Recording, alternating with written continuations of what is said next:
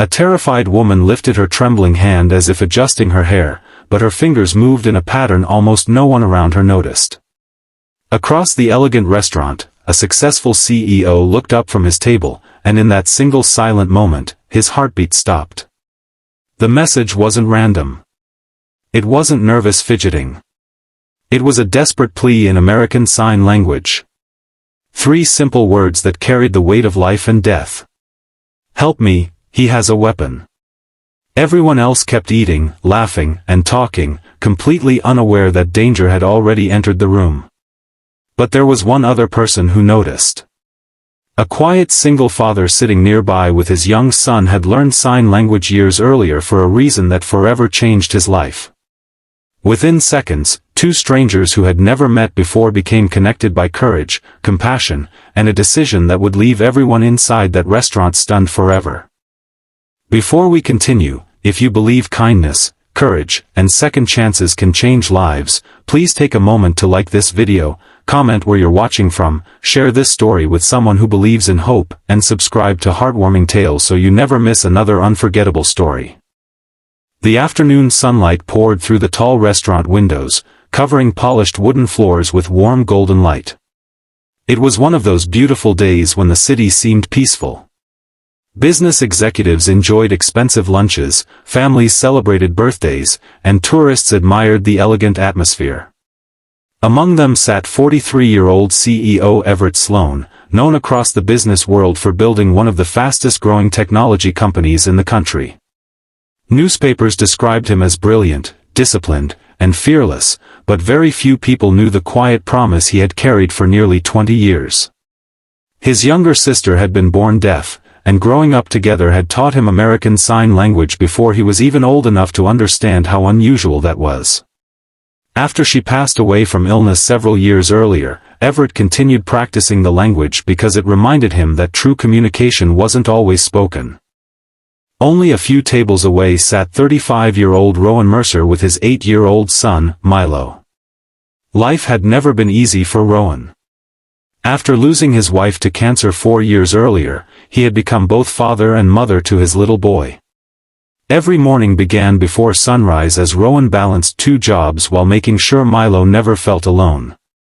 The boy smiled often, but Rowan always worried whether he was giving his son enough happiness.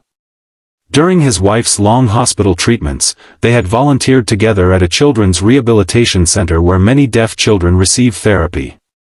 Rowan had learned sign language there, believing every child deserved to be understood. Even after his wife was gone, he kept practicing with Milo, turning it into a game they played almost every evening. Neither Everett nor Rowan knew that fate had quietly arranged their paths to cross that afternoon. Near the entrance stood a nervous young woman named Maris Holloway wearing a lavender floral dress. To most people she appeared to be waiting for someone important, but fear lived behind her eyes. Walking beside her was a sharply dressed man named Victor Kane, whose calm expression hid something terrifying. Hidden beneath his expensive black jacket was a handgun. Victor had spent months threatening Maris after she discovered financial crimes connected to his company. She had finally agreed to meet him in public because she believed crowded places were safer. She was wrong. Victor wasn't afraid of witnesses anymore. His desperation had become more dangerous than his fear of consequences. As Victor leaned closer, quietly reminding Maris that one wrong move would cost innocent lives, she noticed Everett across the room. She recognized him immediately from business magazines. She also remembered reading an article years earlier mentioning his work supporting organizations for the deaf community. It was a tiny memory buried deep inside her mind, but desperation has a strange way of uncovering forgotten details. Slowly she raised her hand while pretending to brush away loose strands of hair. Her fingers formed careful signs hidden beneath the table's edge. Help. Me. Weapon. Everett's eyes widened instantly. For a brief second he questioned himself. Had he imagined it? Then Maris repeated the final sign with tears beginning to collect in her eyes. Across the room Rowan noticed the same movement. His years of practicing sign language with Milo allowed him to recognize every desperate gesture. He looked at his son, who silently nodded after noticing his father's expression. Without saying a word, Milo understood something was terribly wrong. Panic would only make the situation worse. Everett slowly reached for his phone beneath the table without attracting attention. Instead of calling immediately, he quietly activated the emergency messaging feature that sent his exact location to police while pretending to answer an email. Rowan understood exactly what Everett was doing. Remaining perfectly calm, he gently encouraged Milo to slide beneath the table as if searching for a dropped napkin. The little boy obeyed without asking questions, trusting his father completely. Victor continued watching Maris carefully, unaware that two strangers had already understood everything. Minutes felt like hours. The restaurant remained filled with ordinary conversations while extraordinary courage quietly unfolded between people who had never spoken a single word to one another. Everett carefully signed back to Maris, asking whether anyone else was in danger. Her hands shook violently as she answered that Victor claimed explosives were waiting in a nearby vehicle if anyone tried to escape. Whether the threat was real or another lie, nobody could risk ignoring it. Rowan slowly stood, pretending to comfort Milo after the child crawled from beneath the table.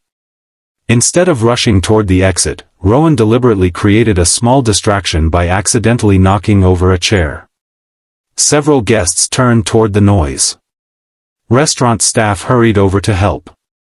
Victor's attention shifted for only 2 seconds. That tiny opening was enough. Everett immediately signaled Maris to move behind the nearest marble pillar. She hesitated. Fear had controlled her for months. Then she remembered something her late grandmother often said. Courage isn't the absence of fear. Courage is deciding someone else's future matters more than your own fear. She moved. Victor realized what was happening almost instantly. His expression changed from confidence to rage as he reached beneath his jacket. Before anyone could scream, Rowan reacted. Without thinking about himself, he stepped directly into Victor's path, pushing a serving cart between them. Plates crashed onto the polished floor. Glass shattered everywhere. Guests finally understood something terrible was happening. Milo watched with terrified eyes as his father placed himself in unimaginable danger. Everett rushed toward Maris, shielding her behind a heavy stone column while continuing to communicate silently. He urged her to stay low and remain calm. Years of learning sign language with his sister suddenly became the most valuable skill he had ever possessed. Victor struggled to pull the weapon free after becoming tangled with the overturned serving cart. Restaurant employees began helping customers crawl toward emergency exits. Some froze in fear, while others instinctively protected children. Outside, police officers were already racing toward the building after receiving Everett's silent emergency alert. Inside, every second mattered. Rowan refused to retreat despite having every reason to think only about his own survival. He knew that if Victor reached Maris again, countless innocent lives could be lost. His thoughts weren't filled with fear but with Milo. He prayed his son would never remember this day because of tragedy. He hoped instead that the boy would remember courage. The first officer entered through the front entrance at precisely the moment Victor finally freed the handgun. What followed happened almost too quickly for anyone to understand. Victor turned toward Maris. Rowan lunged forward. The weapon slipped from Victor's grip after colliding with the metal serving cart.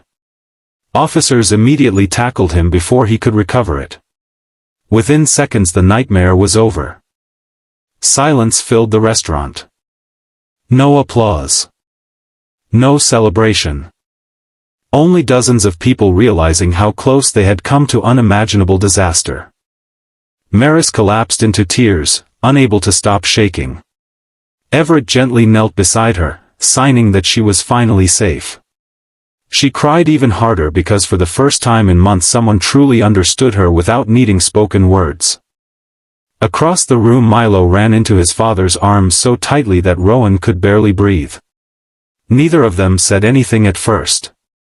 Some emotions simply cannot be expressed with words. Investigators later discovered Viktor's threats about explosives were false, but nobody criticized the careful response. Every officer agreed that treating the danger as real had saved lives. News of the incident spread across the country within hours. Journalists focused on the wealthy CEO who recognized the silent plea for help, but Everett refused every attempt to call him a hero. During one interview he simply explained that his sister had taught him something more valuable than business success. She had taught him that paying attention could save someone's life. Reporters also found Rowan, expecting dramatic speeches about bravery. Instead they met a humble father preparing Milo's school lunch before heading to work. Rowan quietly admitted he hadn't acted because he felt fearless. He acted because he hoped someone would do the same for his son if their positions were ever reversed. Their words touched millions. Donations poured into organizations teaching sign language. Community centers reported record numbers of people enrolling in classes. Schools began expanding programs that encouraged communication with deaf students. Thousands realized that learning a few simple signs wasn't merely a language skill. Sometimes it could become the difference between life and death. Several months later Everett invited Rowan and Milo to visit his company's headquarters. Instead of offering Rowan money or expensive gifts, Everett offered something far more meaningful. He created a flexible leadership position that allowed Rowan to work regular hours while spending evenings with Milo. It wasn't charity. It was respect for a man whose courage deserved opportunity. Maris also found a new beginning. She became an advocate helping victims escape abusive situations while teaching businesses how silent emergency signals could protect lives. Every presentation ended with the same message. Never underestimate the power of paying attention. Sometimes the quietest cry is the loudest call for help. One sunny afternoon exactly a year after the incident, the three families met again in the same restaurant. This time there was no fear. Only laughter, gratitude, and hope. Milo proudly signed a thank you message to Everett and Maris before speaking the words aloud. Everyone nearby smiled without fully understanding the conversation, but that no longer mattered. Because sometimes the most important conversations are spoken by hands instead of voices. Before we finish, please leave a comment with the words, "Kindness saves lives," if you believe one small act of courage can change someone's future forever. If this story touched your heart, inspired you, or reminded you that even ordinary people can become heroes through compassion, please like this video, share it with family and friends, leave your thoughts in the comments, and subscribe to Heartwarming Tales. Your support helps bring more true-to-life, emotional stories that remind the world that hope, kindness, and courage still exist, even in the moments when they are needed most.